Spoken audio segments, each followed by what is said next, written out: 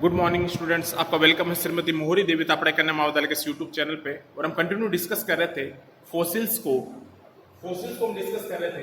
हम बात कर रहे थे पेलियोबोटनी की कि पेलियोबोटनी क्या होता है। ये मैंने आपको बताया था कि पेलियोबोटनी वो स्ट्रीम है जहाँ पे हम जो प्लांट फॉसिल्स है उनकी क्या करते हैं, स्टडी करते हैं। तो फॉसिल्स हम किनको बोलते हैं जो एक टाइम पे क्या थे, लिविंग थे, लेकिन अब वो क्या हो चुके हैं, एक्सटिंक्ट हो चुके हैं। मींस एक टाइम पे तो वो लिविंग थे लेकिन इस टाइम वो नहीं पाए जाते हैं, उनको हम क्या बोलते हैं, फॉसिल्स बोलते हैं। और उन फॉसिल्स का जो है वो हम पेलियोबोटनी के अंदर क्या करते हैं, स्टडी करते हैं। इसके बाद मैंने क्या बताया था कि फॉसिल का एक क्या है, लैटिन वर्ड है। फॉसिल क्या है, इज ए लैटिन वर्ड। इसका मतलब क्या होता है, डिगिंग, मींस खोद कर निकाले जाने वाली वस्तु है। डिग इसका लैटिन वर्ड है, इसका मीनिंग क्या होता है, डिगिंग होता है। मींस आज से कई साल पहले ये क्या थे, जीवित थे, लेकिन अब क्या हो चुके हैं, वो एक्सटिंक्ट हो चुके हैं। जो हमें खुदाई में मिलते हैं वो क्या हो चुके हैं, एक्सटिंक्ट हो चुके हैं। जो हमें खुदाई में मिलते हैं फिर उनकी हम क्या करते हैं, फर्दर स्टडी करते हैं। इसके बाद हमने क्या देखा था कि फॉसिल जो है वो क्या होता है, फॉसिल वो है क्या होता है, प्रिजर्व टिश्यू होता है। मैंने आपको क्या बताया था कि ऐसी कुछ चीजें हैं, जैसे मान लो कोई पेड़ है, मान लो पेड़ गिर गया टूट के, तो वो धीरे धीरे क्या होगा, डीकम्पोज होगा किसी माइक्रो ऑर्गेनिज्म के थ्रू। लेकिन कभी कभी क्या होता है कि पेड़ टूटा और मड या स्टोन के नीचे चला गया, दब गया, वहां पे डीकम्पोजर नहीं पहुंच पाए, वहां पे माइक्रो ऑर्गेनिज्म नहीं पहुंच पाए, तो वो उसको डीकम्पोज नहीं कर पाएंगे। अब जब वो डीकम्पोज नहीं कर पाएंगे तो वहां पे वो क्या हो जाएगा, प्रिजर्व हो जाएगा, वो वहां पे सेफ हो जाएगा। तो उसको हम क्या बोलेंगे, फॉसिल्स बोलेंगे। तो मैंने आपको इसकी डेफिनेशन भी लिखाई थी वहां पे। तो एक फॉसिल जो है, एक फॉसिल जो होगा, फॉसिल कैन कंसिस्ट, क्या रखेगा वो, fossil can consist of the preserve tissue of the preserve tissue. और वो प्रिजर्व टिश्यू जो है वो किसी प्लांट का भी हो सकता है और वो किसी एनिमल का भी हो सकता है। Fossil can consist of the preserve tissue of an organism का मतलब कि वो प्लांट का भी हो सकता है और वो एनिमल का भी हो सकता है। उसको क्या बोलते हैं, फॉसिल्स बोलते हैं। फॉसिल के कंसिस्ट ऑफ, जो फॉसिल होगा वो क्या रखेगा, प्रिजर्व टिश्यू रखेगा, सेल्फ टिश्यू रखेगा ऑफ एन ऑर्गेनिज्म का, चाहे वो प्लांट हो चाहे वो एनिमल हो, उन सब का प्रिजर्व क्या रखेगा, वो टिश्यू रखेगा। अब इसमें क्या बन जाता है, हार्डनेस स्ट्रक्चर का क्या हो जाता है, वहां पे फॉर्मेशन हो जाता है। और यहाँ पे जो ऑर्गेनिक मैटर होगा, ये भी मैंने बताया था आपको कि जो ऑर्गेनिक मैटर होगा वो रिप्लेस हो जाता है। Organic matter is replace by dissolved material, के थ्रू क्या हो जाएगा, वो रिप्लेस हो जाएगा। तो ऑर्गेनिक जो मटेरियल होगा वो रिप्लेस हो जाएगा बाय डिसॉल्व्ड मटेरियल के थ्रू, क्या हो जाएगा, वो रिप्लेस हो जाएगा। इसके थ्रू डिसॉल्व्ड मिनरल्स या मटेरियल के थ्रू, आप इसको लिखेंगे डिसॉल्व्ड मिनरल्स के थ्रू क्या हो जाएगा, वो रिप्लेस हो जाएगा। तो organic matter is replace by dissolved minerals के थ्रू क्या हो जाएगा, वो ऑर्गेनिक मैटर जो है वो रिप्लेस हो जाता है डिसॉल्व्ड मिनरल्स के थ्रू। तो ये आपको ध्यान रखना है। अब इसमें मैंने क्या बताया था कि वहां पे सेडिमेंट्री रॉक का क्या हो जाता है, हार्डेस्ट स्ट्रक्चर बन जाती है, सेडिमेंट्री रॉक्स का फॉर्मेशन हो जाता है। तो सेडिमेंट्री रॉक का मैंने आपको क्या बताया था कि सपोज कि कोई पॉन्ड है, कोई तालाब है, या बारिश का पानी क्या हो रहा है, कहीं पे इकट्ठा हो रहा है, और वहां पे अगर मिट्टी आ गई उसके ऊपर, और उस पानी में मान लो कोई ऑर्गेनिज्म है, एक्वेटिक ऑर्गेनिज्म है, जैसे फिशेस वगैरह है, मछलियां हैं, अब उसके ऊपर क्या आ गई, मिट्टी आ गई, मान लो किसी तालाब में, या फिर अगर पानी जहाँ पे इकट्ठा हो रखा है, अब वहां पे सिलिका आ गया, और वहां पे हार्डेंड स्ट्रक्चर का क्या हो जाएगा, फॉर्मेशन हो जाएगा। क्या हो जाएगा, हार्डेंड स्ट्रक्चर का क्या हो जाएगा, वहां पे फॉर्मेशन हो जाएगा। और वो पत्थर की तरह क्या बन जाएगा, स्टोन की तरह एक हार्ड स्ट्रक्चर बन जाएगा।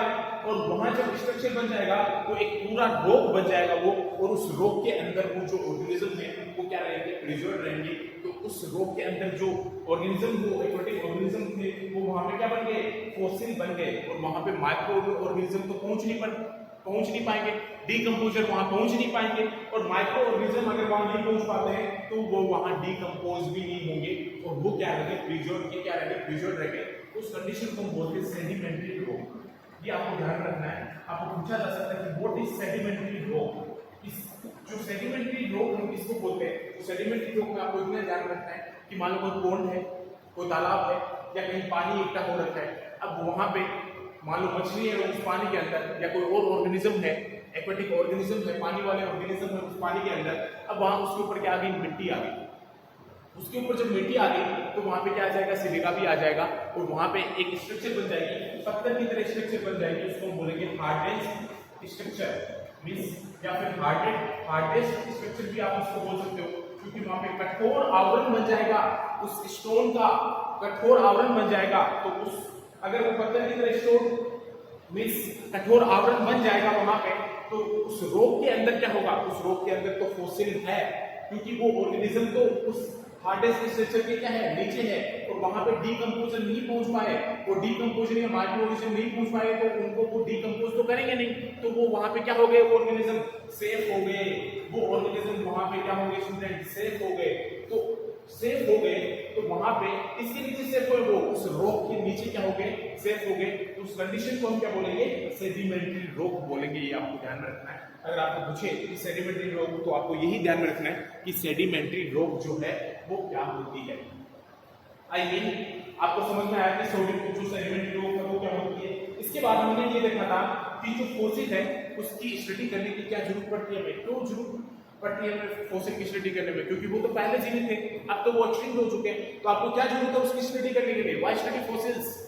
तो फोसिल की स्टडी इसलिए करते हैं कि मान लो जो पहले प्लांट और एनिमल पाए जाते थे, तो अब जो प्लांट और एनिमल पाए जाते हैं, तो उस टाइम जो प्लांट एनिमल पाए जाते थे उसकी हम एक्सटर्नल मॉर्फोलॉजी का पता कर सकते हैं कि उसकी एक्सटर्नल मॉर्फोलॉजी क्या रही होगी उस टाइम, और उसकी इंटरनल मॉर्फोलॉजी क्या रही होगी इस टाइम, इसका भी हम स्टडी कर सकते हैं। आप पूरी मॉर्फोलॉजी की स्टडी कर सकते हैं फोसिल के द्वारा कि उसकी एक्सटर्नल और इंटरनल मॉर्फोलॉजी उस टाइम क्या रही होगी, और कितना इवोल्यूशन हुआ होगा, कितना उद्भव हुआ होगा, कितना विकास हुआ होगा उस प्लांट्स का या एनिमल का, कितना इवोल्यूशन हुआ होगा, इस चीज को भी हम पता कर सकते हैं कि कितना इवोल्यूट हुआ है, तो कितना इवोल्यूशन हुआ इसका, और वो जब उस टाइम जीवित थे तो वो किस इन्वायरमेंट को फेस कर रहे थे, कौन सी इन्वायरमेंट को फेस कर रहे थे, वहां पे हॉट इन्वायरमेंट था या वहां पे कोल्ड इन्वायरमेंट था, किस इन्वायरमेंट को फेस कर रहे थे, इस चीज का भी हमें पता चलता है फोसिल की स्टडी करके।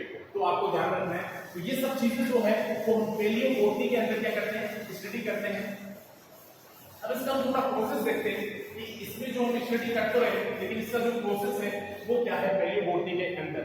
तो सबसे पहले मान लो ओल्ड टाइम में क्या था, ओल्ड टाइम में, प्राचीन टाइम में, ओल्ड टाइम की मैं बात कर रहा हूं, तो ओल्ड टाइम में प्राचीन टाइम जो था उसमें क्या था कि प्लांट और मान लो कोई प्लांट था, प्लांट और एनिमल दोनों रहे होंगे, प्लांट और एनिमल दोनों की बात कर रहा हूं, क्योंकि फोसिल्स तो हम दोनों के पढ़ते हैं, चाहे वो प्लांट हो चाहे वो एनिमल हो। तो ओल्ड टाइम में कोई मान लो प्लांट और एनिमल थे, अब वहां पे मान लो कभी कोई नेचुरल डिजास्टर आया होगा, मींस प्राकृतिक आपदा आई होगी कोई, जिसको बोलते हैं नेचुरल डिजास्टर। नेचुरल डिजास्टर का मतलब स्टूडेंट आप क्या समझते हैं, इसको बोलते हैं प्राकृतिक आपदा, जैसे कोई बाढ़ आना या फिर कोई तूफान आना, तो वो क्या है, एक नेचुरल डिजास्टर है। अब जैसे चट्टाने पहाड़ों में क्या आता है, मान लो कोई ग्लेशियर टूट गया, तो वो भी क्या है, एक टाइप का नेचुरल डिजास्टर है। जैसे 2013 में आपने देखा था केदारनाथ जो आपदा आई थी वो क्या थी, नेचुरल डिजास्टर था, प्राकृतिक आपदा है वो। तो जो ओल्ड टाइम में, प्राचीन टाइम में कोई प्लांट और एनिमल मान लो था, तो उनमें क्या आया होगा, कभी नेचुरल डिजास्टर आया होगा। अब जब वो नेचुरल डिजास्टर आया तो वो जो प्लांट और एनिमल थे वो दब गए किसी मड और स्टोन में, बरीड हो गए अंडर मड एंड स्टोन। अब वो किसी मड और स्टोन में क्या हो गए, वो दब गए, है ना। जैसे नेचुरल डिजास्टर आया तो वो बरीड हो गए अंडर मड एंड स्टोन, मिट्टी या पत्थर के अंदर वो क्या हो गए, दब गए। अब क्या होगा कि जो ऑर्गेनिक मटेरियल था उनका वो डैमेज नहीं हुआ, ऑर्गेनिक जो मटेरियल था उनका, जो ऑर्गेनिक मटेरियल था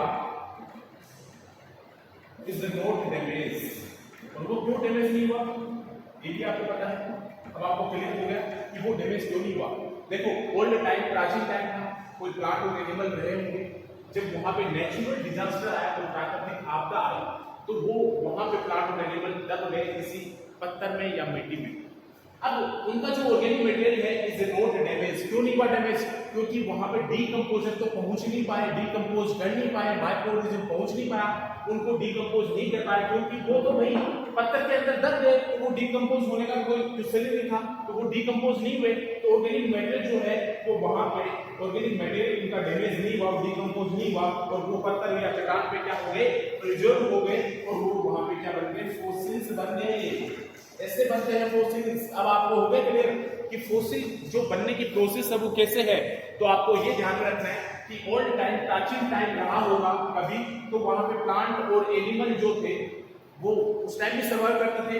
अब वहां कभी नेचुरल डिजास्टर आया होगा, प्राकृतिक आपदा आई होगी, बाढ़ आई होगी, कभी तूफान आया होगा, प्राकृतिक आपदा आई होगी, ग्लेशियर टूटा होगा वहां पे भी, तो वहां जब नेचुरल डिजास्टर आया तो वो प्लांट और एनिमल जो है वो मड एंड स्टोन में क्या हो गया, दब गए, इस पत्थर के अंदर दब गए, मिट्टी के अंदर दब गए, और जब वो दब गए तो वो वहां पे क्या हो गए, सेफ हो गए, प्रिजर्व हो गए। मींस क्या था कि वहां पे डीकंपोजर तो पहुंच नहीं पाया, उनको डीकंपोज नहीं कर पाए, और जो उनको डीकंपोज अगर नहीं कर पाए, माइक्रोऑर्गेनिज्म वहां पे नहीं पहुंच पाए, उनको डीकंपोज नहीं कर पाए, तो वहां पे वो क्या हो गए, प्रिजर्व हो गए, और ऑर्गेनिक मटेरियल जो है उनका वो डैमेज नहीं हुआ, क्योंकि वहां पे डीकंपोज नहीं पहुंच पाए, तो वहां पे वो क्या हो गए, प्रिजर्व हो गए, सेफ हो गए। तो उस कंडीशन में वो वहां पे क्या बन गए, फॉसिल बन गए।